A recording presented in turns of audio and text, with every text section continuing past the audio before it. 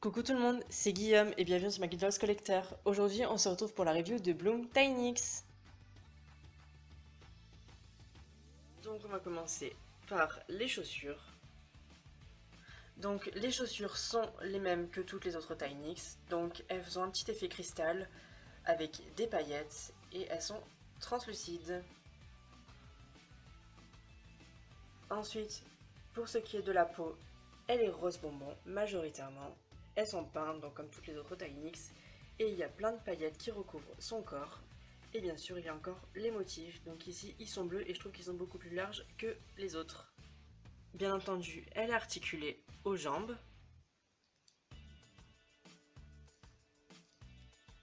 et également aux bras avec le système du fil de fer pour plier les bras dans tous les sens.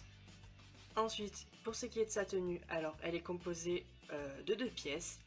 Tout simplement, il y a déjà une coque, donc comme vous pouvez le voir ici, elle est en plastique et elle est assez holographique, elle fait un peu effet glacé et ça fait comme des coulées de diamants, c'est super joli et ça brille.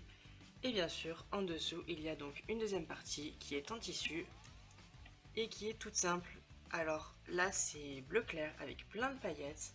On retrouve une petite manchette violette de ce côté-ci et en bas un genre de tutu à trois couches. Alors une première couche qui est violette, une qui est rose et une dernière qui est bleu clair.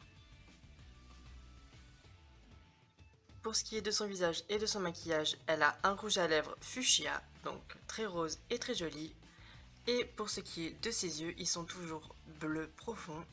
Et elle a un fard à paupières de deux teintes de rose différentes et avec plein de paillettes autour. Ensuite, pour ce qui est de sa coiffure, alors devant, elle a toujours ses deux mèches avec les cheveux roux et des mèches rose clair. Et tout le reste est tiré en arrière sous forme de queue de cheval, comme dans la série. Et elle a les cheveux très longs et surtout ils sont bouclés et je trouve ça trop joli.